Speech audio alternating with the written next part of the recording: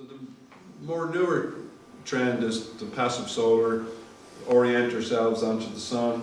So the sun is always in the same place at midday. Yes, it might change height between summer and winter, but if you can get that sun shining in there, you can store that warmth inside in the building, and you can even create a building that's called zero heating demand. You could maybe pick up enough heat from that sun that you wouldn't need to be certainly burning fossil fuels. Yeah, maybe you need to be burning a little bit of wood in the winter time.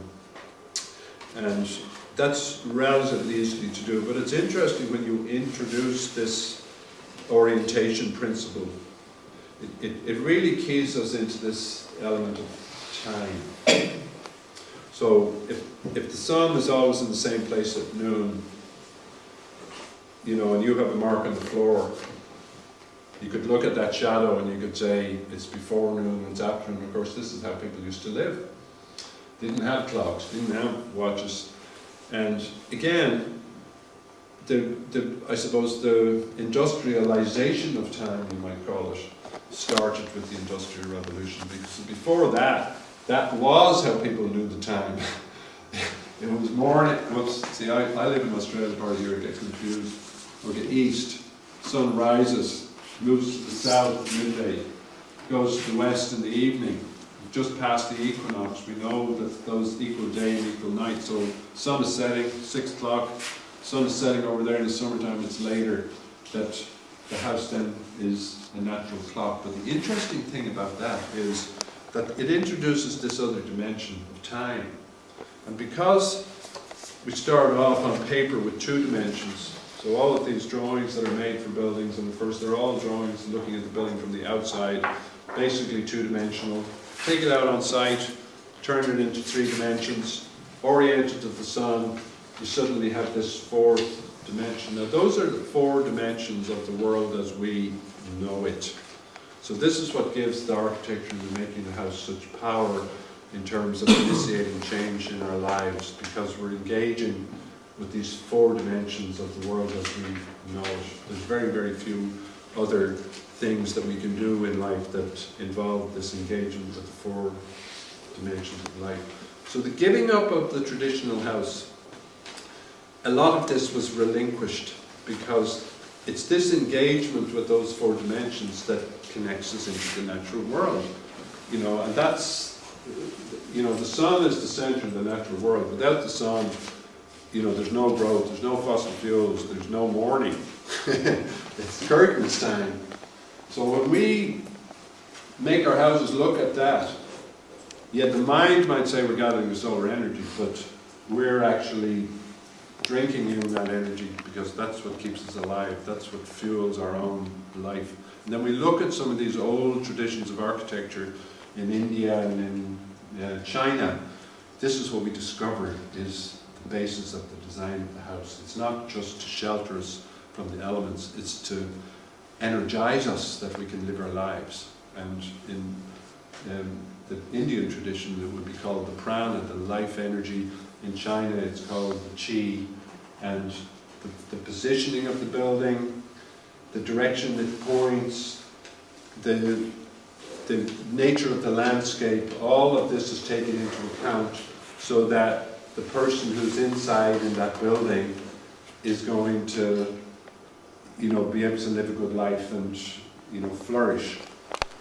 These are some of the things that have been lost by the surrendering of the natural shelter making, because the punter who's inside in the office on a Monday morning, he doesn't see you. He doesn't even see the sun. Yeah, they'll stick a north symbol on the plan, but they won't be taking this into consideration. So this is the distancing then that's happened for people from the world, because we've given up the shelter making, and because then the shelter making has been taken over by a building industry that, you know, would think a guy like me is like nuts, because they never think of these other dimensions. But these are the missing dimensions. These are the places then where we're not able to connect into the natural world, because this is where, you know, we really can be ourselves when we're inside our homes. It's this is the nurturing place, this is where the growth happens. So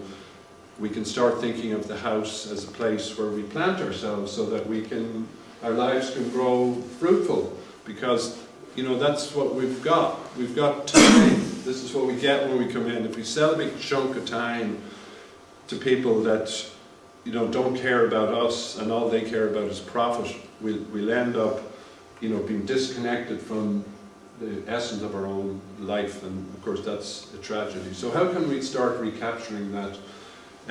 Well, we can start making simple buildings. We can start with the models, and people do that when they're children. And you get in under the table of the tablecloth and you'll say, oh, this is my house, and you make little houses. And all of that, when the psychologists look at that, what they're saying is, when we start playing house, it's when we start realizing we're separate from our parents, that we have these individual lives. And this is what then the house represents. It represents our lives. So it's like we're taking our lives and we're externalizing them in the form of the house. So this is where the market and the mortgaging, you see, gets people, because we want to live our lives. We want the shelter and security. And they say, well, this is only one way to get it, by borrowing all this money from us. And what results in that is, oftentimes not very satisfying. So there's where some of the, disgruntlement that people feel in the world, where, we're so well off, like we've arrived here tonight in cars, we have electricity, we have everything we need, and yet a lot of people feel this great dissatisfaction. And how can that be? There's the whole Celtic Tiger debacle, but what's that revealing is that we've become disconnected from really the living of our lives, and it's the giving up of the building of the houses that is in large part the reason for that. So to start recapturing that, what I encourage people to do is to start imagining their dream house, to start playing house, and to start building simple buildings like this, because you can make simple buildings like this in your own, basically, back garden. And the actual re-engagement with the shelter making process is really quite remarkable, because once we start doing it, we discover we have this natural facility for it. We discover all this amazing energy that we have for the process. But like anything, we have to give due consideration to what it is that we want. And we have to create meaningful recipes for the sorts of buildings we want to make, because we see constantly these parallels between the food and the shelter. And we all know that the best ingredients of the world, prepared by a grumpy cook, will give you a stomach ache. And the simplest ingredients in the world, made lovingly, will taste delicious. Well, the building really is the same. So a lot of what's happened in modern building, being shoved up by people who couldn't care less, and then when we're inside those buildings, it's very, very difficult to feel good about the world, because you're surrounded by these aspects of it that are not very pretty. So when we start making the buildings for ourselves, we discover this nurturing aspect in ourselves, and interestingly enough, we also discover this place where we all share the same need, and that we can help each other to create our buildings, which goes right back to the vernacular tradition, where that's what people did. That's where they, that's how they were able to make their houses. They cooperated with each other, and that really is the basis of the sorts of societies that we currently aspire to, that we want to try and get back to something more and more traditional. So really the eco-building, like any building design, starts really with the idea of, how do you want to live, how do you want to spend your time, what do you need to do that, and that if we can separate those life aspects out of the sort of physical aspects of it, we can really start making quite simple buildings, because buildings are very simple. They are boxes. There's nothing wrong with that. It's just, you need to put the box in the right place, you need to make it out of the right things, you need to point it the right way in order that, you know, stuff can just basically happen. So basically how to make a simple eco-building, and we'll have a look at some pictures now in a minute. You can imagine what's called, this is called the building fabric, the fancy architectural expression, and it's sort of like our own bodies in a way. And then this inside bit is like the bit inside us that we can't see either, our invisible world, our dreams, our aspirations, our personalities and so on is all inside us and is invisible. This is a replication of that. That's why people feel so strongly about the home, that it's a representation of who they are.